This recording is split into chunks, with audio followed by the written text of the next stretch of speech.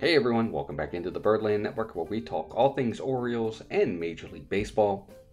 So the 2024 Major League Baseball regular season is coming to an end. There's probably about 35 games left on the Orioles regular season. And each and every year, the Orioles advocates, they vote on their most valuable Oriole, the MVP of the season for the Orioles. And I'm going to give my vote today of who I think that person is going to be. But before we do that, if you are new here, please consider subscribing to the channel. Just hit that subscribe button and that bell notification. That way every time we go live or do a new video, you won't miss it. And if you could, please give us a thumbs up, as it does help the video. There's a couple guys that, if they hadn't gotten injured during the season, probably would be added to this list of potential most valuable Orioles. So number one first would be Jordan Westburg. Westburg was having a phenomenal year. He was an all-star, was doing great, and then of course he got hit on the hand by a pitch against, I think it was Toronto, and he's been out for several weeks now. So he doesn't make the cut, but if he had stayed healthy, he definitely would be considered on this list. The other guy is Grayson Rodriguez, starting pitcher for the Orioles. He was leading the Orioles in wins when he also got hurt with a lat strain, and he's been out for several weeks. And the Orioles won't see either Westburg or Grayson Rodriguez until middle to end of September, hopefully for the finish of the regular season. So they are not going to make my list. But I do have three guys that I think are the potential front runners. And with each one of these guys, I'll go over their pros, and then I'll go over their cons, and then in the end, I'll give you who I think is going to win the award. So let's start with Gunnar Henderson. Obviously, Gunnar's been an important part of the Orioles season from day one. He's been pretty much phenomenal the entire year. When you look at Gunnar, he plays a premium position at shortstop for one. He leads the team in average with a .287 average. He's got 141 hits. He leads them in hits. He leads them in triples, runs scored, on-base percentage, slugging, and OPS. He's second in RBIs. He's second in home runs, and he's third in doubles. He's just been phenomenal all year. I mean, when you look at his percentile rankings for the 2024 season, everything is in red. I mean, we're talking high red. He's got a batting run value of 97, a base running value of 90. He's got an expected on-base average of 95, an expected batting average of 92. Everything is in the high 90s or high 80s. Low 90s for Gunnar Henderson across the board. The guy's just been phenomenal for the Orioles. I mean, already this year, 33 home runs, 14 stolen bases, again, 287 batting average, 932 OPS. He's just been phenomenal for the Orioles all season long. And again, he plays shortstop. He plays a premium position. But that being said, on the con side of things for Gunnar this year, he's had a couple times during the course of the year where he's kind of gone cold. He had a July where I think he hit 2 home runs or 3 home runs the entire month of July and kind of went into a little bit of a slump. And his defense has actually been lacking a little bit this year. For as good as he was last year, and he still has made some great plays, he is the third highest player in the major leagues with 18 errors. There's only 2 guys ahead of him that have made more errors. His fielding percentage is .963, which is kind of low, but 18 errors on the year. He's had some throwing errors, he's had some fielding errors, and it has cost the Orioles at times. Some of those errors have been in some big moments, and they've cost the Orioles. But overall, Gunnar's had a great season, just phenomenal. He was in the MVP talk for a while there until he went into that mini slump. But that's why, for me, Gunnar's one of the guys on this list. Next up on the list is going to be Corbin Burnes. Corbin Burnes for the Orioles has just been nothing short of the phenomenal ace, stopper, #1 guy that they have been looking to get for a long time. Now, of course, they traded for him before the season back in January, and Corbin Burnes has just lit it up. He's been phenomenal for the Orioles all year. He leads the team in ERA with a 3.10, innings pitched with 153 2/3. Strikeouts with 144, and whip with a 1.11 whip. He's second in wins with 12, and he's just been a quality start machine for the Orioles. He had a string there where I think he had 12 or 13 straight quality starts, and he's just been phenomenal for the O's. Everything they've needed from him, He has been. He always gives them a chance to win, and he is that true ace for sure. Just look at his numbers again. When you look at the percentile rankings for his 2024 season, it's unbelievable. His pitching run value is a 98. His fastball run value, 90. Breaking ball, 97. Off speed, 74. Everything is in this. Everything is in the red. He's just phenomenal.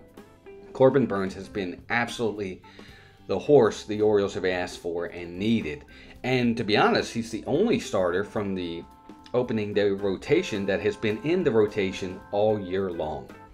So he's been healthy, he's been successful, he's been dominant, and he's been everything the Orioles have needed.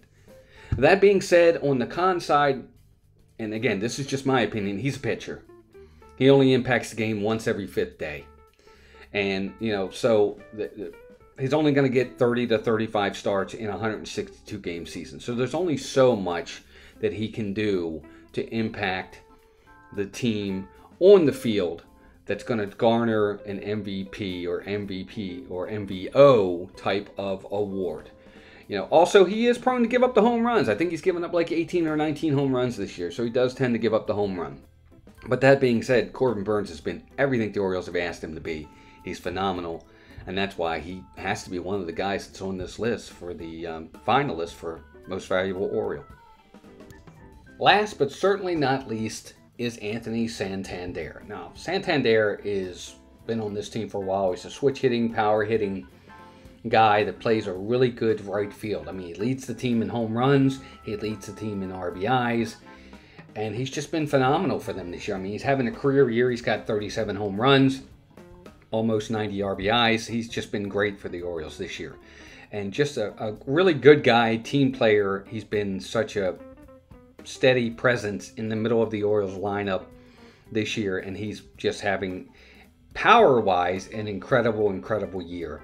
And I don't really know what the Orioles would be without him. He's been really important to them.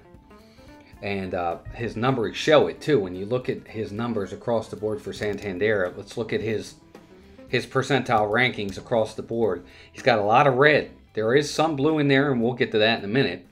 But, his slugging, his on-base average expected, the weighted average, his barrel, his hard hit rate, his bat speed, all of it is really good. He's just been a phenomenal player for the Orioles. 36 home runs, 832 on OPS, 74 runs scored, 111 hits. He's just had a phenomenal year.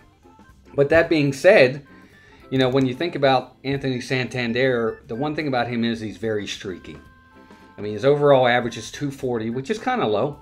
And he's a very streaky guy. In April, he batted 208 with 2 home runs, 11 RBIs. In May, he batted 204 with 5 home runs and 11 RBIs. And then, of course, he took off in June. He hit 354 with 13 home runs and 26 RBIs in June. So he's very streaky. When he's on, he's great. He can carry you. But when he's off, he's like non-existent. And I think that has to be taken into account. I think he's been a little too streaky for the Orioles this year. I mean, his average is 240. His on-base percentage is 307. They're not the best numbers. And you look at his whiff rate, you look at his chase rate, they're not good. Or, his squared up rate, his chase rate, they're not good. His expected batting average isn't good. So he does have some down things there when you look at Anthony Santander as well. But still, a middle of the order switch hitter who plays a really good right field. He's been phenomenal in right field this year. I got to give him credit for that as well. Has played really well out there. Made some really nice catches. He has a good arm. He's not the defensive liability that initially I thought he may be as he's gotten older. He's been really good. So, that's why for me, Santander makes this list. So those are my 3 finalists, in my opinion, for the Orioles' Most Valuable Player Award for the Orioles this year. Gunnar Henderson, Corbin Burnes, Anthony Santander. And in the end, I think the guy that's going to win it is going to be Gunnar Henderson. He plays a premium position at shortstop. He's phenomenal. 33 home runs already. I don't even know what he's going to end up with. His numbers are just, off the charts. He plays a great position. 33 home runs, 14 stolen bases, 287 average. So he's hitting for average too. He's not just a power hitter. He's got almost 100 runs scored already. He's just been phenomenal this year for the Orioles. A 932 OPS at a premium position at shortstop. And I just don't know where the Orioles would be without him. He led off for a while. Now he's batting in the middle of the lineup. And the other two guys, they're great. Corbin Burnes is awesome, but as a pitcher, he only goes once every 5th day. So his impact on the games is limited to just once every 5th day. But he's had a great impact, don't get me wrong, and I hope the Orioles re-sign him. And same with Santander. As much as he's hit the home runs and he has the RBIs, he's a very streaky hitter. And when he goes cold bad. So for me, I think the most valuable Oriole for 2024 is ultimately going to be Gunnar Henderson. So now it's out to you guys. Let me know what you think. Let me know in the comments who's going to win the most valuable Oriole this year. Maybe it's somebody else. Maybe it's somebody I didn't pick. I'd like to hear from you. If you are new here, please consider subscribing to the channel. And also give us a thumbs up. It definitely helps. But there you go, folks. Thanks for joining me for this video. I enjoyed bringing it to you. I hope you guys enjoyed watching. If you made it this far, I appreciate you. And until next time, keep rooting for the O's and take care of yourselves and each other.